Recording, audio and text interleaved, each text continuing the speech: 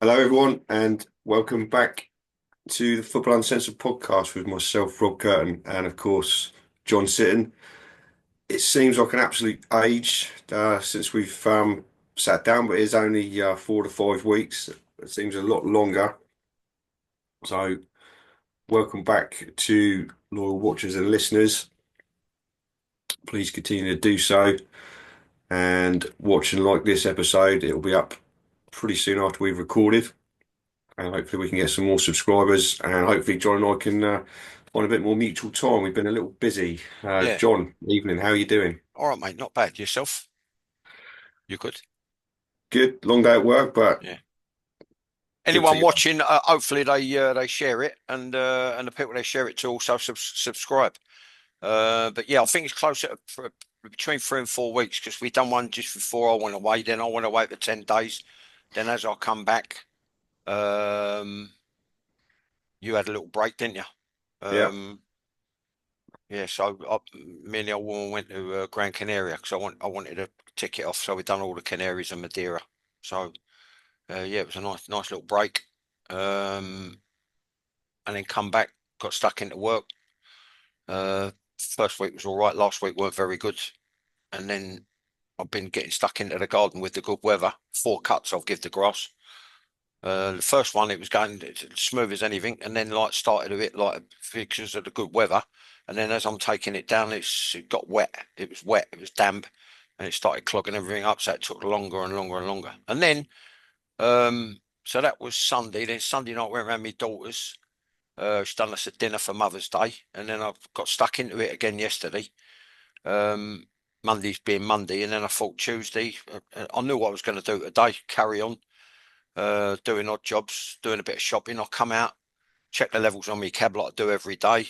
To do the thing with disinfectant wipes and fabric freshener on the seats, brush it out. Come back in the house, and then went back out, and the door was ajar. Someone had got into the cab, nicked all me change, and even 3 new packs of chewing gum. Yeah, so welcome back to London. Anyway, fuck it. What can you do? What can you Chewing do? gum, eh? Well, Yeah. yeah.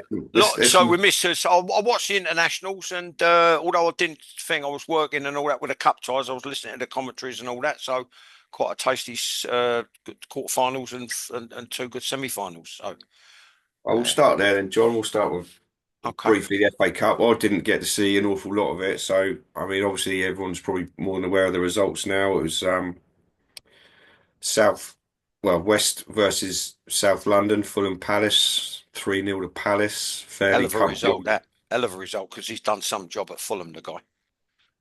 Yeah, and they've got a Yeah, good squad as well. Yeah, I thought it was hell of a result. And he's probably yeah, gone under the radar a little bit. He's got yeah. I didn't see that one coming. Not as wide as that anyway. But well, he's got them organised. He's got them running for the shirt, uh, playing for each other. And they've in certain positions that they've obviously got that little bit of invention and flair. Um, so they're obviously having a go. He's doing something right, and it's probably slipped under the radar a little bit. They've picked up some good results this season, and mm. now they're in a semi-final, which all to play for. You know what I mean? That'd be some game that. And honestly and truly, I ain't got a clue how to call it. You know, what I mean, if you twisted my arm up my back, I still wouldn't be able to. I'd scream in pain, but I still wouldn't be able to call it. I think that'll be really tight. Although the other one, um, not many people go there and do the thing at Bournemouth, which they did, City. So I'm going to stick with them. I predicted them. You did? I've Yeah. predicted Liverpool for 2 seasons. Obviously, I'm bound to get it right in the end. For the league, I got let down last year. Like I said, numerous occasions, I thought Klopp probably let the cat out of the bag too soon with regards to him leaving, which nosed it with the running, people not knowing where they stand, etc., etc. The guys picked up the thread. They've been magnificent, and I think they'll be league champions. I said Spurs on Newcastle for the League Cup. I'm pretty sure I did. Um, I can tell you did on here and on nearer the time on Twitter. You said on here before Newcastle made the final, I think you fancied Newcastle to win it. And then when it was known it was Newcastle Liverpool in the final, you said day before on the day on Twitter, X, whatever, Yeah. that you fancied the Geordies to win. And I know because I got a few little drinks tokens out of it. You said 2-1 Newcastle. I've got to start. I've got to start having a bet, haven't I? I've got to start having a No. bet, so and then I can get the change back that people are nicking off me out the cab. You can't Yeah, even look. maybe. I'm not being funny. It's not even in the curb. I've got it's a front. I've got a front drive, and it was on the drive. It was on the drive right up outside the front window. But we've got a front lounge and a back lounge, and this is like an anti-room off of the back through lounge. So we tend to spend most of our time here. I think I've got to start having a punt. It's just so that I can break even. Yeah. Every now and then, John, Well, trust thanks me. for that. Yeah, thanks for that. Yeah, well, I did say 2-1 on Twitter. I did. I fancy them, and congratulations. I mean, Yeah, they deserve absolutely. it. Listen, I played up there. I come on at half time. I actually went out to warm up, and although I was thorough when we warm up, Peter Broke was saying, "Can you, or whoever it was, I'm pretty sure it was him. Can you think to knock us a few crosses and ping a few balls at me and all that?" And then it was going off between a few Chelsea fans that had made the trip and Newcastle. And I went, "No, you're all right." And I was straight back down the tunnel. Well, I come on at half time. I think we were 2-0 down, and Peter Wither had given Ronnie Harris a bit of a chasing, and then we got caught flat. Peter Wither's breaking away, and we're talking second division. So I don't know, probably I-20s, maybe mid to I-20s, maybe even low 30s, in the thousands. I pulled him down, got booked for it, denied him his hat trick. Oh my God, I've never heard so much noise in my life. So what it must But be like now, and yeah, credit to them, and really, really pleased for them and the club. And it's a nice feather in the cap for an English coach to win a bit of silverware. Yeah, so good, good, well, all pluses all round. Yeah, yeah, I mean, absolutely. Yeah, I'm sure you were hugely popular at St James's that oh, afternoon, John. Sounds like it. Hopefully, yeah. some Geordies who watch this On top now. of That that, on top of that, Peter With wanted to top me. I Yeah. bet he did. So Yeah, yeah, yeah, it's a scouser, isn't he? I think I'm pretty sure it's like you, Cornish, mark me. Mark me. He said, I'm gonna give you brain damage. I'm gonna do this. I'm gonna do it. Yeah, yeah. I, I'm not sure where he's from. I never always forget to associate Peter with Newcastle. I always associate him with Villa. That's a slight generational thing, I guess. We'll come to Villa in a sec. Yeah. But yeah, Newcastle first domestic trophy in, I believe it's 70 years since they won the cup. When I think probably Jackie Milburn was centre forward, and Eddie Obscene, Howe. really. I mean, that's what I mean. The support is phenomenal, Yeah, it and is. it's an unbelievable.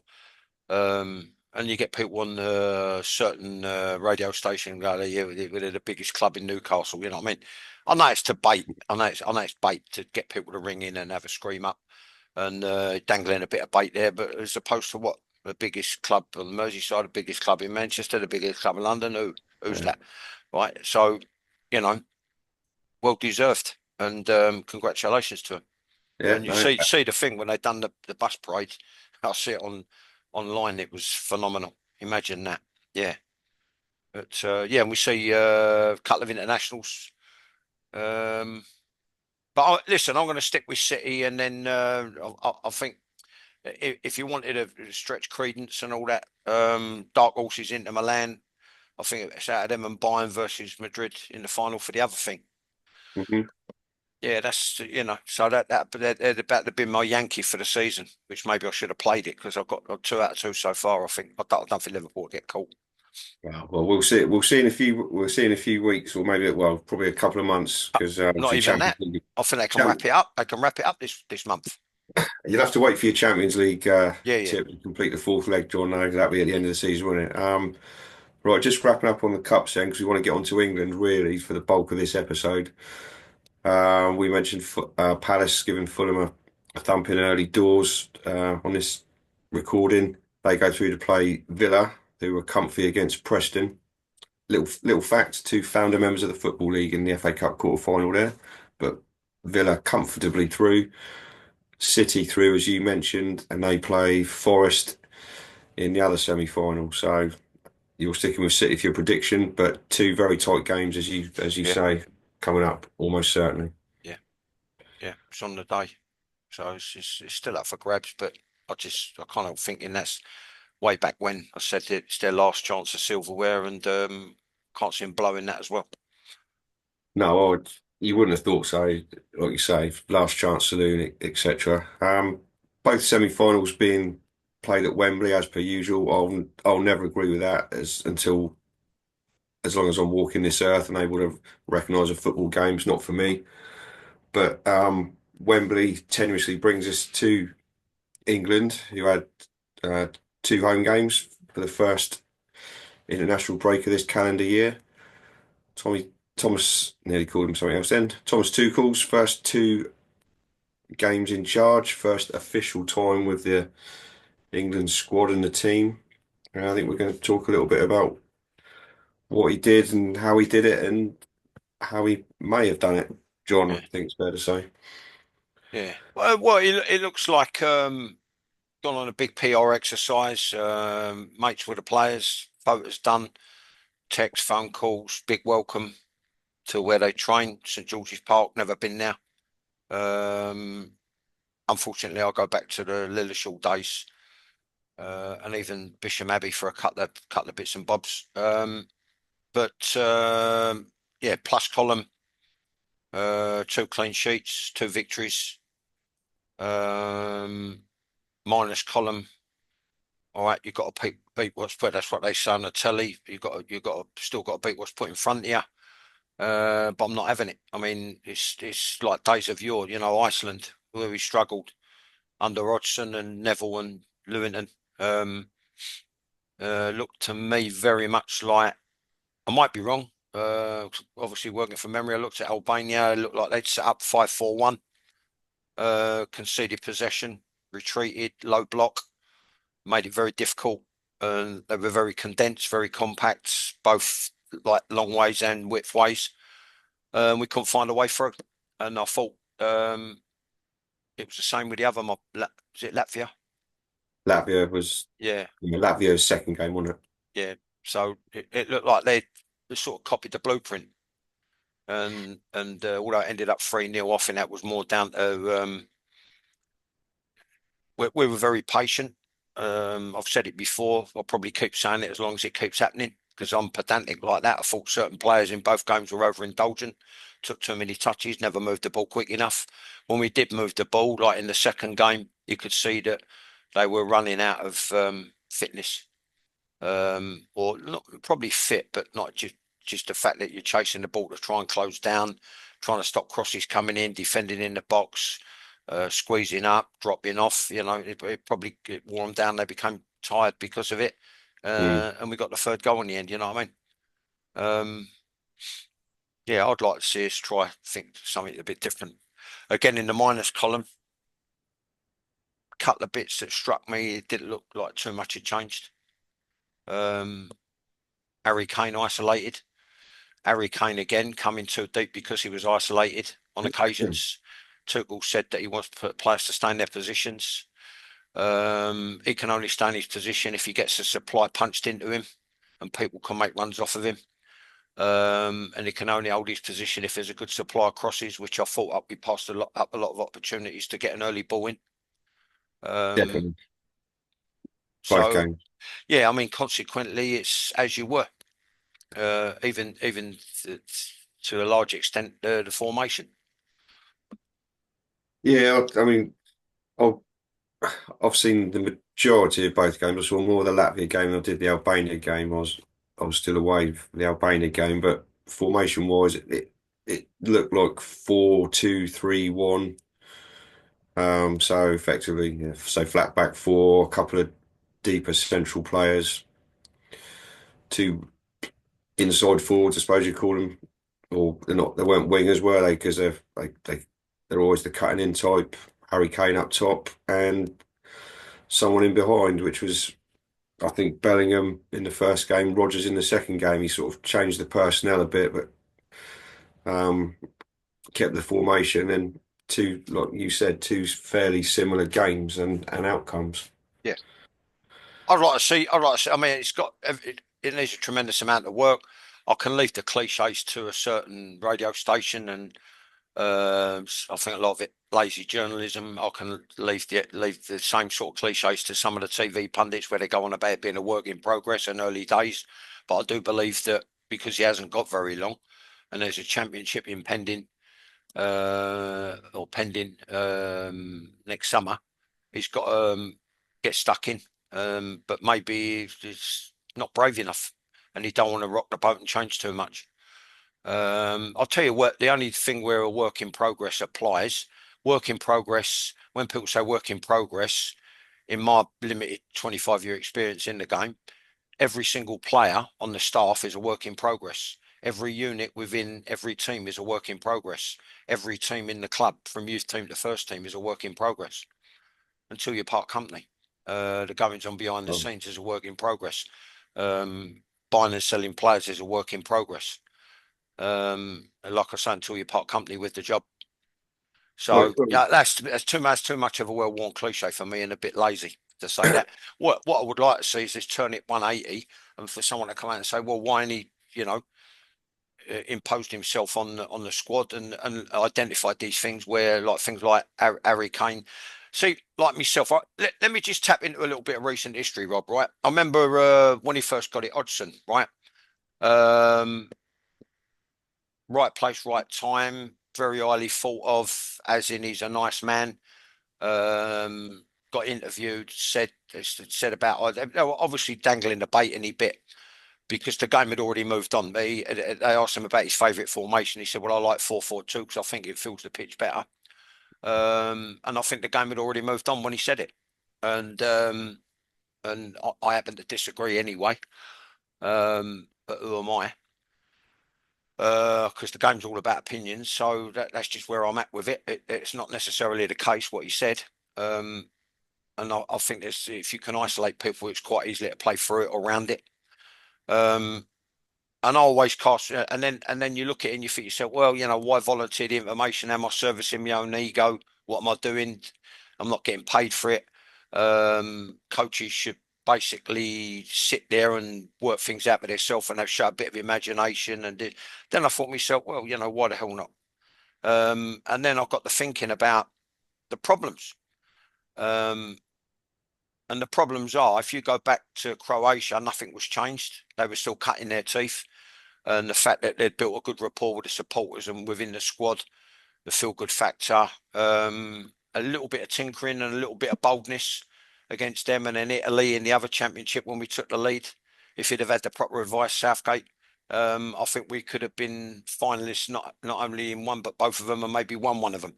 And I mm. just didn't think we weren't bold enough. So is this geezer guilty of the same thing? Time's going to be the judge. When I Well, go we'll see. back very quickly, Rob, when I go back, I look at it and I think to myself, well, who are the innovators, right? Well, there's been a few, right? Okay. I remember playing free at the back when Dario Gradi and Dave Sexton were trying to copy the Ajax blueprint in the 70s as a schoolboy and then a youth team player, then a football combination player. Um, Terry Venables with his Christmas tree. Even before that, Ozzy Ardiles won the World Cup with Argentina. Came, I think, his first managerial job. I come up against him in the FA Cup. I was at Leyton Orient. He was at Swindon, and he played for Diamond too. So I'm thinking, what would happen if you bump, bump, bump, bump, bump, bump, bump in my mind's eye, and you could coach it ad infinitum until it's more or less perfect. What about hybrid of the two? So we had a question asked by one of our viewers, Ashley, who said we've been a great help to him, which is nice to hear, in troubled times. And I'm glad that we can be of some service, of some help. So in answer to his question, what formation would you think? I think that if he had the right person alongside him, as well as going into set pieces circa 1980s, a la Dario at Crew, um, for the championship when we got knocked out by Croatia, then the Italy one. I would have been nagging to play 5-diamond-1 that can evolve into anything. And what we need to do is several reasons, loads of reasons, right? First of all, and this ties in with an interview I did when someone said that I managed how I played. I was very uncompromising. Well, my reply wasn't put in the article, which is the bottom line is, Tell, as I said to him and to the guy, Matt Law, um, who was the reporter, there's no room for compromise on a professional football field. So in terms of the shape being rigid defensively, it's reinforced and reinforced and reinforced again all the way down through through the team and through the thirds. Okay. Then when you look at our people are coaching with regards to movement and rotations, it's got that in abundance. It's got rotations going on every 10, 15 meters between all the players if they're around the ball, when they're around the ball. Even third man runs off the ball. You coach that. So, because that's one of the things that leapt out at me, even though they defended deep, we never really had anyone threatening the back other than when they were trying to dribble. So defensively, it's double reinforced, and that's got to be rigid and it's got to be drilled, and it's got to be uncompromising.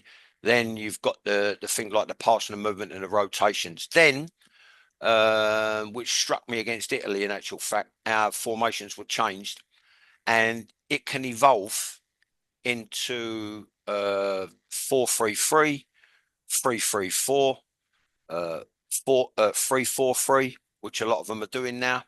3-5-2.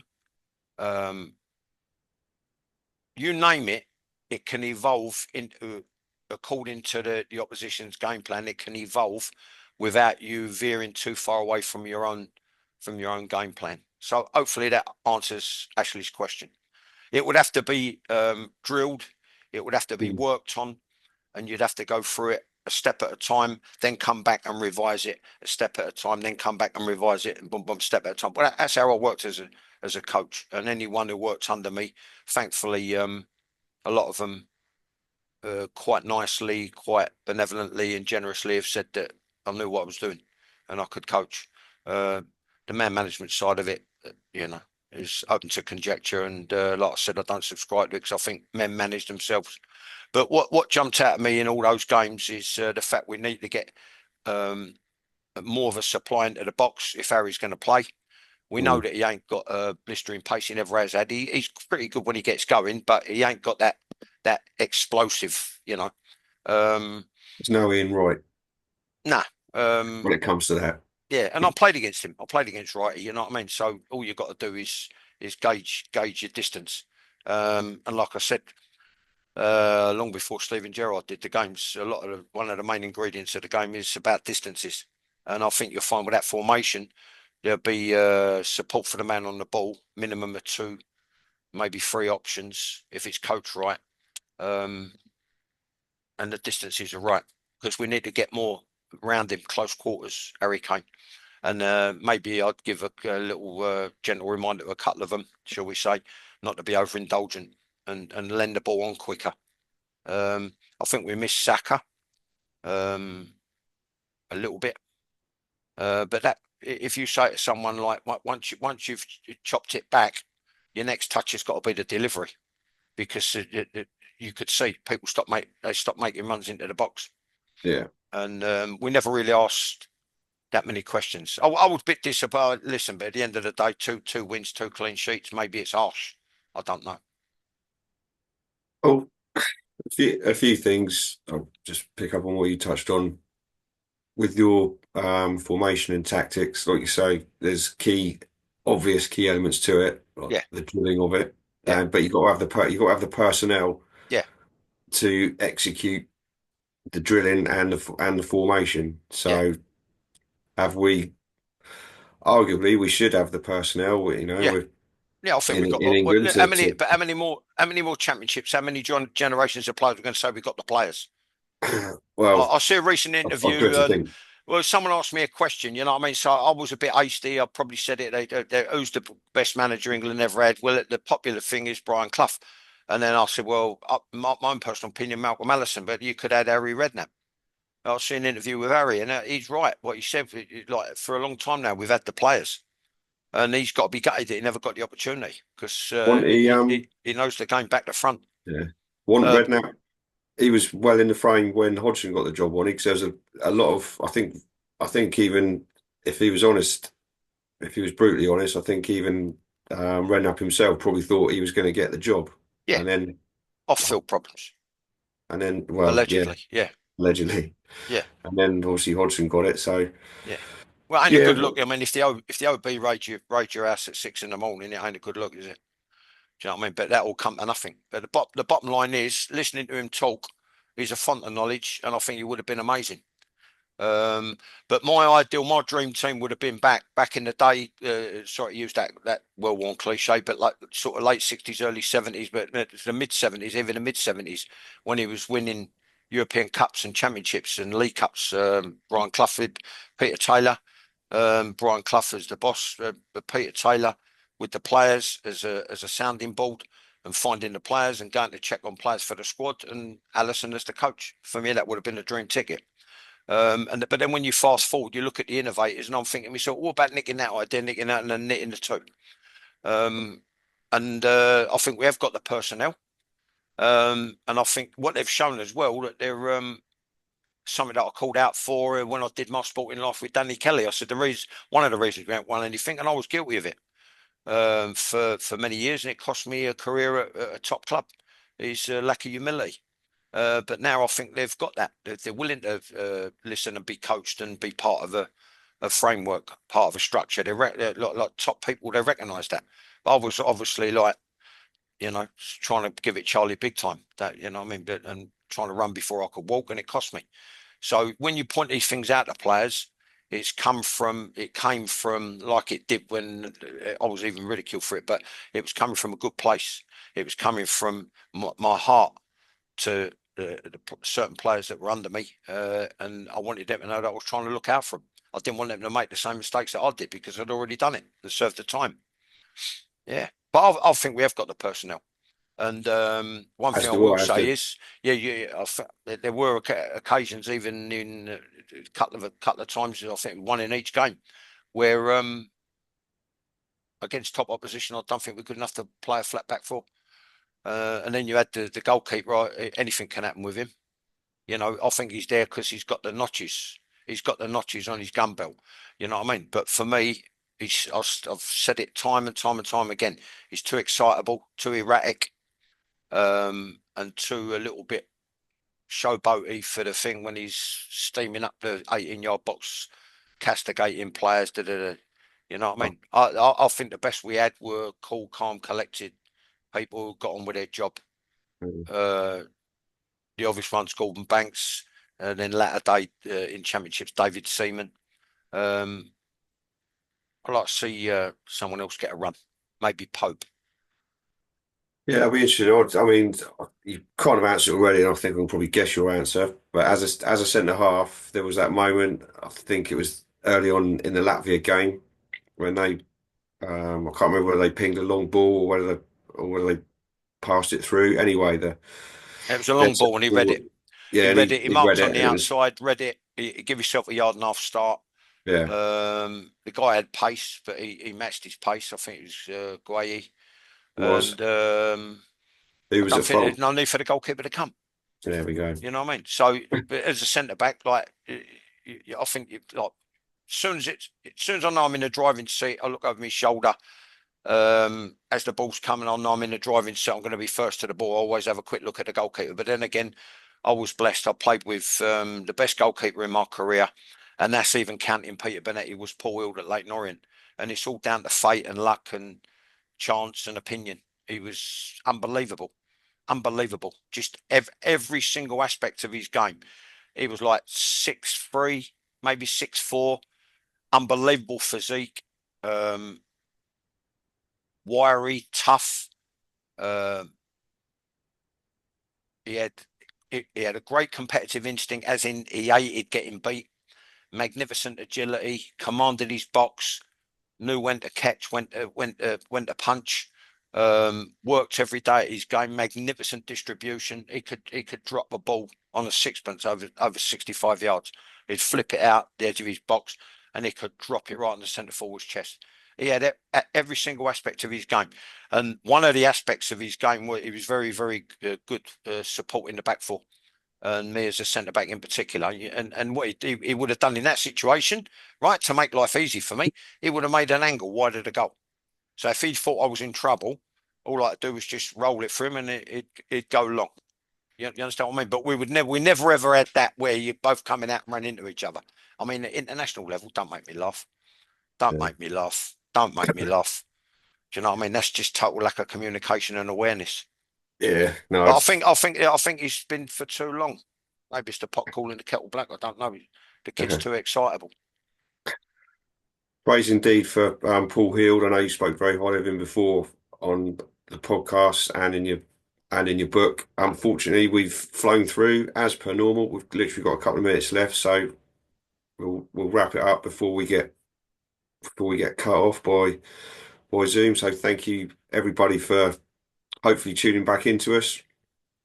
We'll try and get a bit more regular as the Premier League season starts to close out. Back again tonight as we record. There's a couple of games going on, I think, but about 8 or 9 to go. As John says, he predicted Liverpool. Looks like they should do it, barring a Newcastle type crash of about 30 years ago when Keegan was Keegan. gaffer. Yeah. We shall see. So thank you very much from me. Please watch, like, share, and subscribe, and we will see you again very soon. Thanks for your time, Rob. Thanks, everyone. Hope you enjoyed it. Hopefully it was worth waiting for. And Ashley, we've answered your question. Thanks, mate. Good night, all. Cheers all.